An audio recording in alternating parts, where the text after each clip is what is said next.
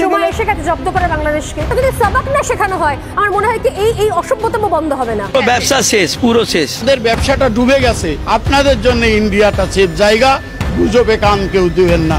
বাংলাদেশি পর্যটকদের অভাবে কলকাতা এখন হাহাকার শুরু হয়ে গেছে।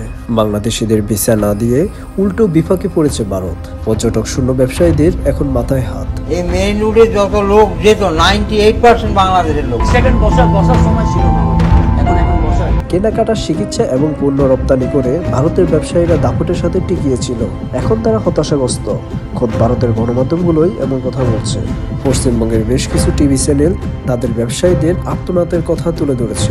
বাংলাদেশের রপ্তানি বন্ধ হওয়ায় এভাবেই বস্তায় বস্তায় আলু ও পেঁয়াজ রাস্তায় ফেলে বিক্ষোভ করছে ভারতীয় কৃষকেরা।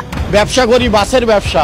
বাসগুলো ব্যাংক থেকে আমার ঋণ করিয়ে বাসগুলো রাস্তায় চালাতে হচ্ছে। বিগত 4 মাস ধরে আমি ব্যাংকের কোনো ইএমআই দিতে পারছি না, তাহলে আমি ডুবতে বসেছি।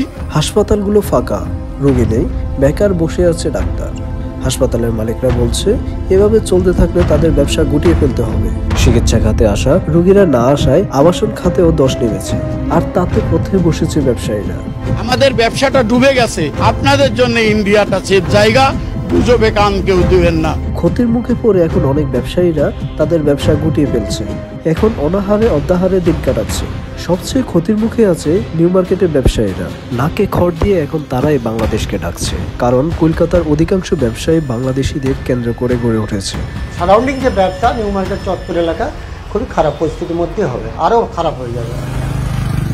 বাংলাদেশ থেকে হাসিনা চলে যাওয়ার পর মোদী সরকার বাংলাদেশের বিরুদ্ধে প্রতিনিয়ত যে প্রপাগান্ডা দিয়ে বাংলাদেশের সাথে বিভেদের দেওয়াল তৈরি করেছে তাতে সাপে বর হয়েছে।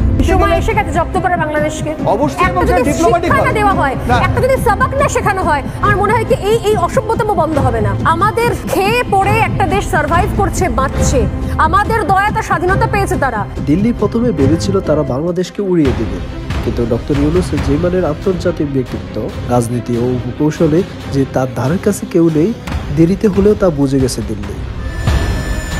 কলকাতার এই অসহত্যের মাঝে ভারত বুঝে গেছে ডক্টর ইউনূসের সাথে লড়তে গেলে তাদেরই ক্ষতি হবে। তাই ভারত এখন রাষ্ট্রীয়ভাবে আগ বাড়িয়ে বাংলাদেশের সাথে সুসম্পর্ক রাখার চেষ্টা করছে।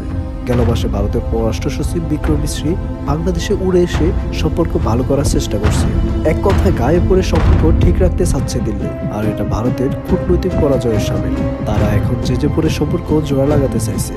ভারতের কূটনীতি যে বাংলাদেশের কাছে এখন ব্যর্থ হয়েছে এটা প্রমাণিত। তাই বলা যায় ভারত বয়কট আন্দোলন সফল হয়েছে। এই আন্দোলনের কাছে কুপঘাত হয়েছে মোদী সরকার। ব্যবসায়ী এবং কৃষকরা তাদের এই অর্থনৈতিক দোষের কারণে মোদী সরকার এবং উম্মাদ সাংবাদিক ময়ূরকে দায়ী করেছে। বাংলাদেশ আলু পেঁয়াজ না কিনায় তাদের এখন মরণ দশা, আর এই কারণে মোদী সরকার পতন এবং ময়ূরকে শাস্তি দাবি করছে তারা। শাস্তি হিসাবে এই উম্মাদ সাংবাদিকের বাড়ি পাবলিক টয়লেট বানানোর দাবি করছে তারা। চ্যানেলটা কোন চ্যানেল? আমি রিপাবলিক বাংলা। দালাল। ভয় পাচ্ছেন নাকি? দালাল তো আপনি। ভারতের সর্বোচ্চ রেমিটেন্স আয় হতো বাংলাদেশ থেকে, যার পরিমাণ 16 বিলিয়ন বা 1600 কোটি ডলার, যা ভারতের গড় আয়ের একটা বড় অংশ। তাই বলা যায় বাংলাদেশের সাথে শত্রুতা বাড়িয়ে ভারত নিজের পায়ে নিজে কুড়াল মেরেছে। আমাদের ব্যবসাটা ডুবে গেছে, আপনাদের জন্য ইন্ডিয়াটা সেফ জায়গা, গুজবে কান কেউ দিবেন না।